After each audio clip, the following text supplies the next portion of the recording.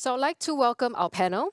We have Adam Baker, Director of Science at Christian Hansen, Mats Bjørnvad, Senior Manager for Microbiomics and Microbiome Discovery at Novozymes Denmark. We have Christine Vanabaya, Director of R&D Alliance Management at Ferring Pharmaceuticals, and Gianfranco Gromponi, Chief Scientific Officer at BioGaia. And moderating today's panel discussion is Mani Arumugam. Mani is an associate professor leading the Microbiome Systems Biology Research Group at the Novo Nordisk Foundation Center for Basic Metabolic Research and has been studying the human microbiome for over 14 years, with a broad scope investigating the role of gut microbiome in multiple sclerosis, obesity, liver disease, aging, and antimicrobial peptides. So Mani, the floor is yours. Thank you very much, Sarah, and the organizers for inviting me to take part in this discussion with our fantastic session chairs, two of them live right next to me. And it's been a great day. I've been enjoying the day with all the lectures we've seen so far. We had an exciting keynote lecture as an ample start, and then we had 4 different topics. One on immune health, and one on oral health, and one on animal health and agriculture, and the last one on AMR and antimicrobials, all with the strong relevance to microbiome. And to start with, perhaps we can reflect on what we have been going through the entire day. We heard from experts both in the Medicon Valley region and also experts from rest of the world. Exciting stuff happening both here and elsewhere. So what do we take away from this with the context of how can we grow our Medicon Valley region and this research ecosystem focusing on microbiome and the industrial ecosystem? How can we develop it further with that? What are your reflections? Maybe we can start with Adam with your session on immune health. What do you take away from this? Where are we going? Where are we going? Well, thanks, Manny. I think what I took away from my particular session was really some of the maybe advantages we have here in the Medicon Valley. Looking at some of the science we're doing, I really took away some of the inspiring research that's been going on for some time here. Understanding the immune system, understanding the interaction of the immune system with the microbiome. And I think that has a sort of a new relevance now, as we're calling it in the new normal.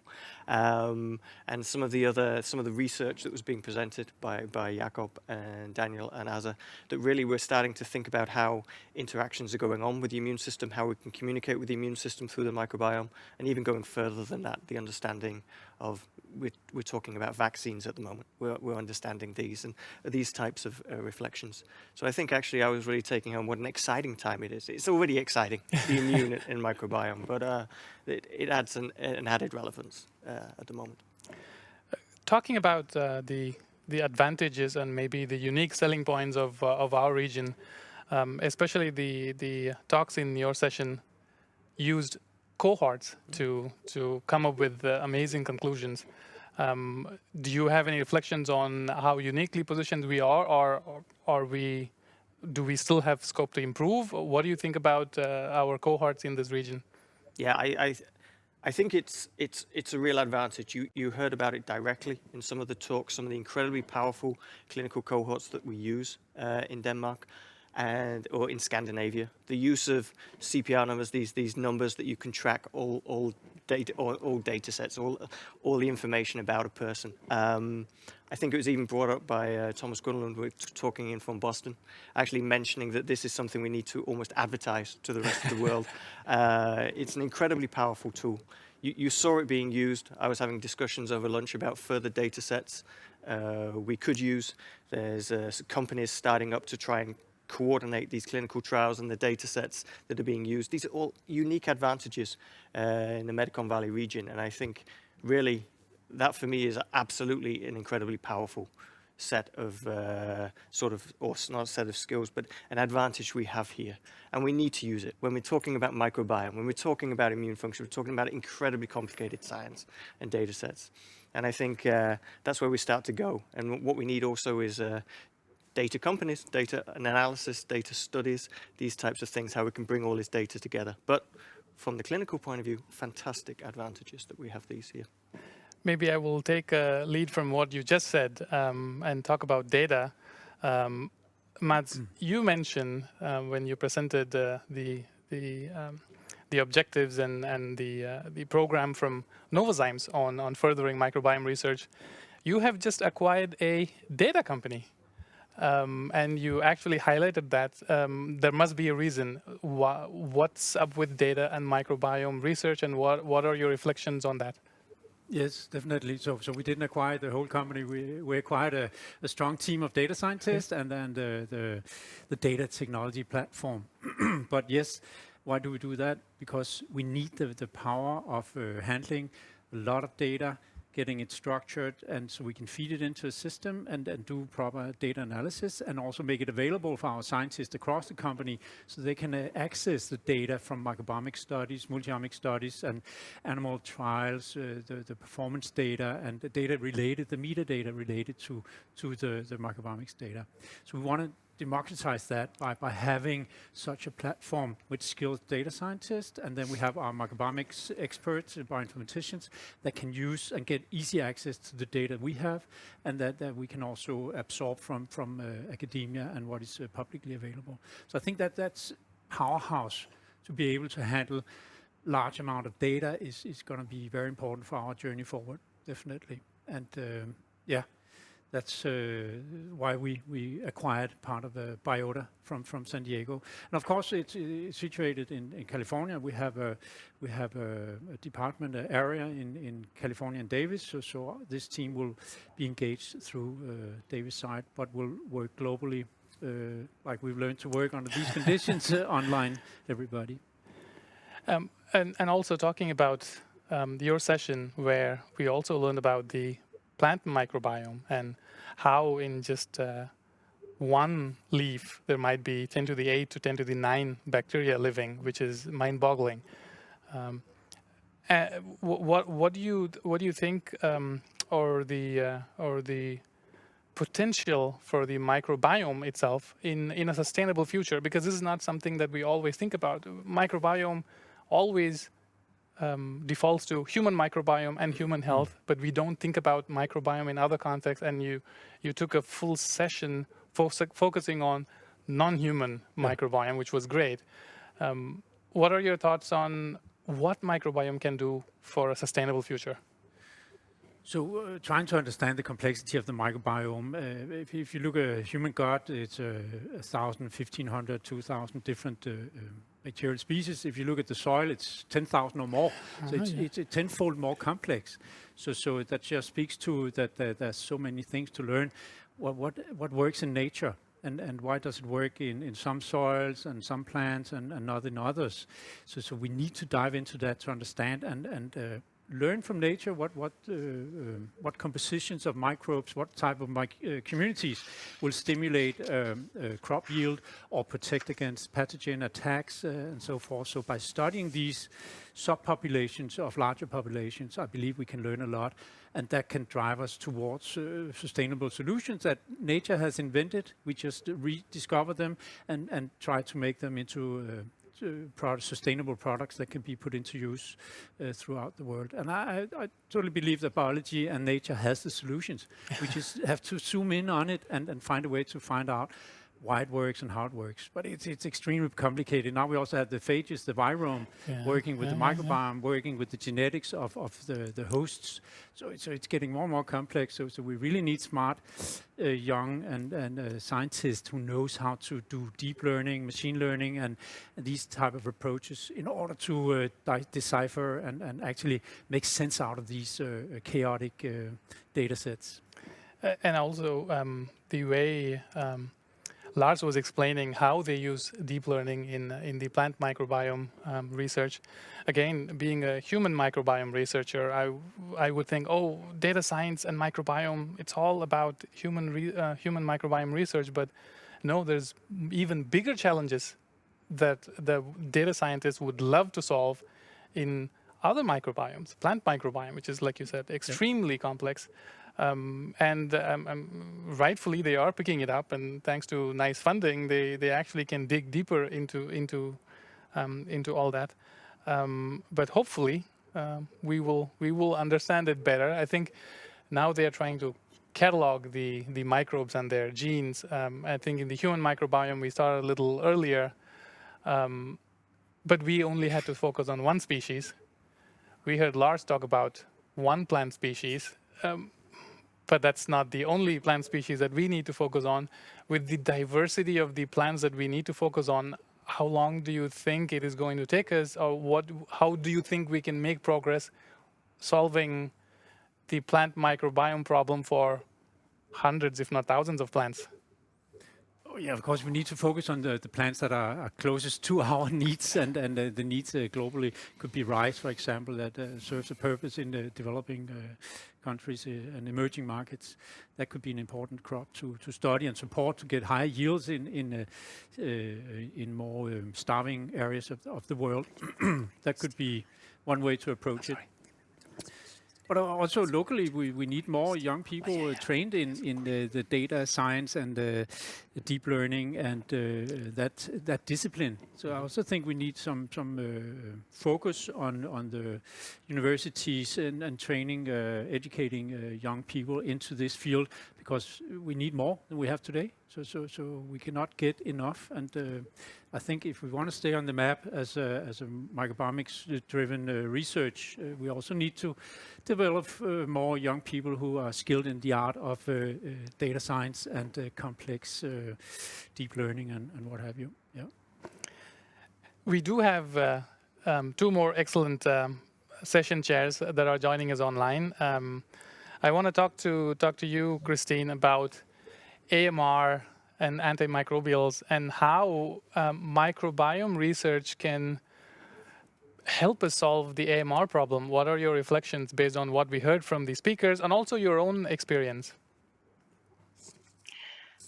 Well, you said it before that the microbiome is a very complex area, and I think just to start, before I answer your question, I think this meeting is very rich because you're covering in one day everything from oral microbiome, human microbiome, antibacterial resistance, and also agricultural and animal microbiome. And I think that is probably what is needed, because you can't really take one organism out of this complex without, you have to remember everything is really an ecosystem.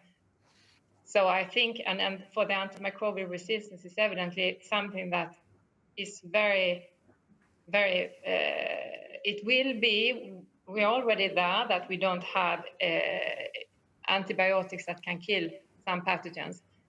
It will probably be more and more evident that we have reached now a level where we will see consequences. So this area is very much, it's kind of very important, but in a way, maybe it's not more important than the others. The status will be more visible.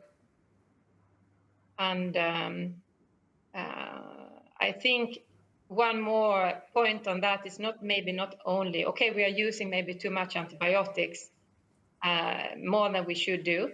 I'm not saying we should not use antibiotics, but maybe we use it when we maybe wouldn't have needed it, because we are killing it. We're not only killing the bad pathogens, we're also killing a lot of the good bacteria and the microorganisms by using broad spectrum antibiotics. But it's not only that, it's also how we live our life in general, I would say. There's a lot of household products like shampoos and detergents, which actually contains antibacterial products. And these also contribute to the killing of the good bacteria. So it's not only pointing towards antibiotics, it's pointing to ourselves also and how we live our life, I would say. And we have a big role here, and we can change that also, in fact, that we are more aware about what kind of products we use. It's also good for our own health. Absolutely, and we were just talking over lunch here, where I was explaining to them, just recently I noticed in the last couple of months, I noticed that the toothpaste that we have at home says microbiome friendly with a double helix symbol on it. So it is gaining traction. People are getting more and more aware of the microbiome if they are marketing with a microbiome friendly toothpaste. But from what you're saying, it's not enough if our products are microbiome friendly. We should all label ourselves microbiome friendly, take care of our microbiomes, and they will take care of us back. With that, I will come to Gianfranco. We always hear about the gut microbiome, but now oral microbiome is gaining traction, gaining ground. We are hearing more about it, and we had excellent talks about that. And the oral microbiome, in terms of workflow, if you will, everything has to go through the oral microbiome before it goes to the gut microbiome. So maybe they do have a more prominent positioning. Where are we heading with oral microbiome and its relevance to human health, systemic health, as you presented in your session? Where are we heading? Well, I think this is basically ecological problem. These interconnected microbiomes, as you mentioned, the oral microbiome or the oral cavity is the first part of the gut, actually. And it all started with observations of the dysbiosis in the oral cavity that are observed to be present in many systemic diseases, going from cancer, but also diabetes, etc. So where are we heading now? So we are trying to understand this microbial ecology. What does it mean in terms of dysbiosis and eubiosis in the different body sites, in order to understand how the presence of specific bacteria or specific microbes, not only bacteria, can have an impact on the ecosystem in a local way, and how this could have an impact in other body sites. And this is not only a matter of microbial ecology, but also a matter of understanding the molecular crosstalks between these microorganisms and our cells and our organs. And we have different hypotheses and different routes to move forward into these areas. And of course, that could be applied for local to systemic questions, not only with the oral and the gut, but also the gut and the lung, or the gut and the vagina, etc., etc. So today we are trying to depict a little bit better these mechanisms which are involved in the inflammatory pathways, which are involved in the microbial ecology. We want to understand what are the main hypotheses for these distant effects. One could be sharing microbes in one site that eventually appear to be present in another site, where this could induce inflammation and then problems for the host. Another possibility could be that there's messengers from one bacterium to another that could be distant messengers. So we are developing studies on membrane vesicles secreted by bacteria that could be involved in these crosstalks, distant crosstalks. And of course, we are just at the beginning of trying to understand what does it mean having a local effect and then impacting the systemic health. I want just to mention that this is also a matter of sustainability. So we were talking about the Earth sustainability. Actually, today is the Earth Day, and actually we tend to think about sustainability and biodiversity in very global terms and in very, I would say, macroscopic biodiversity. But I think we're all aware, and it was mentioned with this concept of the new normal, that the microbial biodiversity is extremely important as well, and 99% of these microbes are much more beneficial to us than pathogenic. So I think this is reflected in different diseases. Some diseases that were not discussed in our session is, for instance, malnutrition. We know that in some cohorts that were studied with children, malnourished children in different countries, in different specific countries, we could see that some oropharyngeal bacteria were present in fecal samples as well. So I truly believe that these different body sites could become in the future potential mirrors of health, and that could give us a huge potential for prognosis and diagnosis in systemic diseases. Thanks a lot. So we had very specific reflections on each of these sessions, but now I want to bring everyone together and discuss some more common points, especially with our focus from the Copenhagen Capacity and the Microbiome Signature Project to how we can make the Medicon Valley and the Greater Copenhagen region a prominent player in microbiome research. And for that, I would like to hear your opinions on what are the biggest opportunities we have, and also what are the biggest challenges we have. So maybe we can go one by one. And if Christine, you could think of the opportunities that we have in this region to uniquely position ourselves to be hopefully world leaders soon in microbiome research. What do you think we should focus on? Yeah, I think the advantage is that it is a very rich region. As you already mentioned, also you have the data registers in the Scandinavian countries, which is very important when it comes to the microbiome and in clinical studies. You also have the closeness geographically. You're not very far from each other, and you have a bit of the same mindset too, which is helpful. I think these are very important factors, and with the time, more and more, I mean, academic groups, yes, already existing. I think from a company perspective, I can only speak on behalf of Ferring, but we are building more and more internally also a knowledge on the microbiome, and part of that is definitely in Copenhagen at the IPC Center of Ferring in Copenhagen. And I mean, this is a complex field. There is no one who will be able to find the key on his or her own. Now you have to collaborate, and we also are very much aware about that.